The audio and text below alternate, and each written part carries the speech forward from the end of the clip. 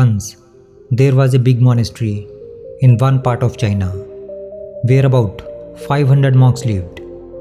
They were all practicing path of self-realization under their master. One day, a man went to monastery to become disciple. He said to Zen master, "Sir, I want to know myself. I want to know the truth." The Zen master looked at him and said, "If you want to know the truth, then you will have to put your whole life at stake. It may take your whole life to know the truth, and still there is no guarantee that in this lifetime you will get to know the truth. Are you ready for that?"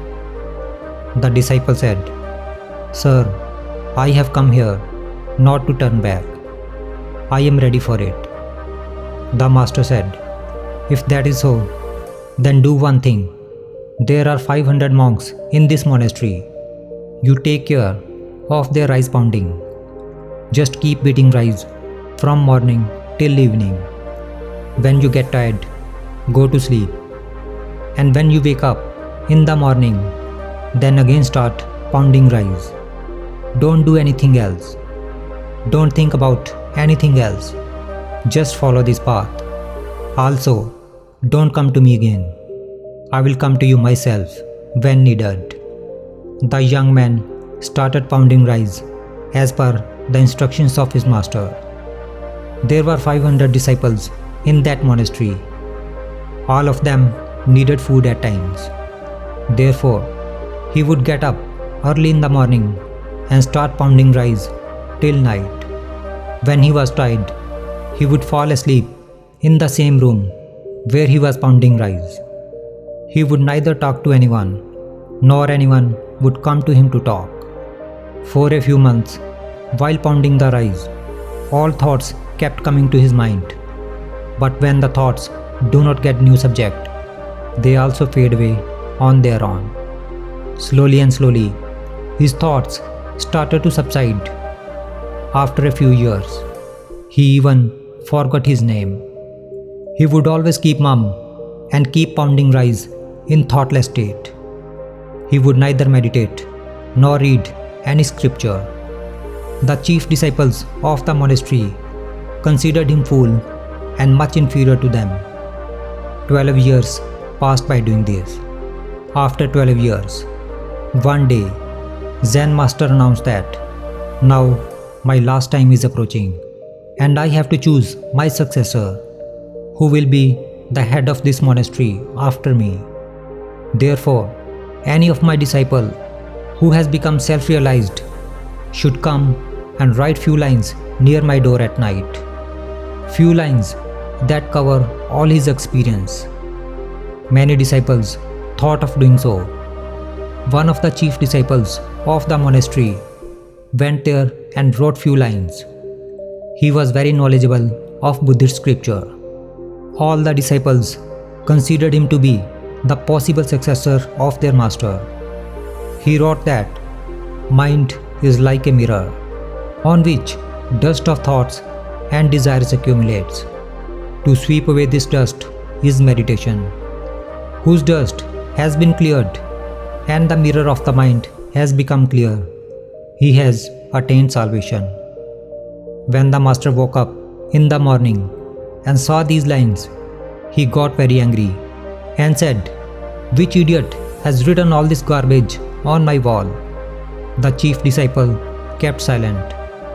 However, the lines he wrote were full of wisdom, but it was all bookish knowledge. The chief disciple was very clever. He wrote the lines but did not sign below, because he himself was not sure about it, whether it is right or not, since he was not self-realized. The master completely rejected those lines. Everyone was surprised to see this. This incident became a topic of discussion in the entire monastery. Two disciples, while talking on this topic, passed by the disciple who had come here 12 years ago and used to pound rice day and night. He laughed gently after listening to the discussion of both of them. Both the disciples asked him, Why are you laughing? They asked him because that rice pounder was a very insignificant monk in their opinion. No one had ever seen him reading scripture or meditating. Everyone considered him to be a fool who just keeps pounding rice. There were great scholars in that monastery, and that rice pounder did not even mean anything to them. That's why they were amazed to see him smile. They again asked him, "Why did you laugh?" The rice pounder said, "I laughed because Master is saying right.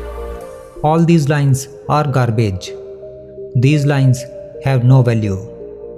Those disciples were shocked. They asked him, "Can you write some lines which are better than this?" The rice pounder said, "Well, I can't write because I am illiterate. But yes, I can say few lines, and if you can write those lines, then I am ready to go with you." They agreed. So they went near the master's room.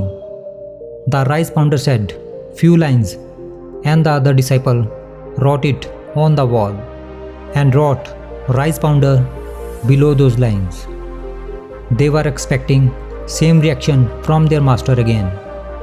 The lines which he told to wrote were amazing, and those lines were, "Mind is just an illusion.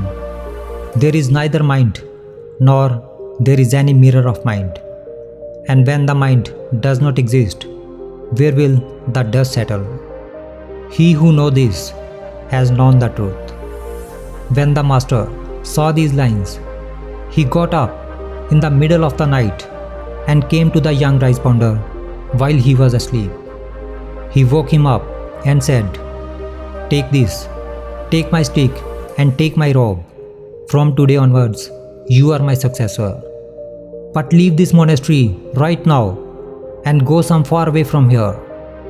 I know that there are so many scholars in this monastery who consider themselves to be superior than you. They will kill you because they cannot tolerate the fact that a simple rice pounder has become enlightened, whereas they could not be. You have got all that I have, and you have got it while pounding rice. And I know that wherever you will go, people will start coming to you. Because when a flower blooms, its fragrance starts spreading everywhere." That rice pounder touched the feet of his master and left from there in the night. If we see in our lives, we will find that many people think that meditation can only be done by sitting at one place with closed eyes. But in reality, it is not like that. Meditation can be practiced even while walking. Meditation can also be done even while doing some work. The real meaning of meditation is that whatever you are doing, you are so engrossed in that you are not even aware of your body.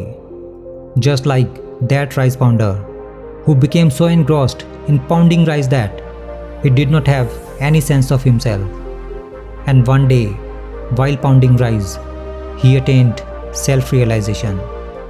Similarly, Zen means to be in the present moment all the time and not to think of anything, because mind exists as long as there are thoughts. When there will be no thought, then the mind will also vanish. And when the mind is no more, then only your own pure self will remain. In fact, we do not need to do any other spiritual practice to know our true nature. We just need to completely lost in whatever we are doing.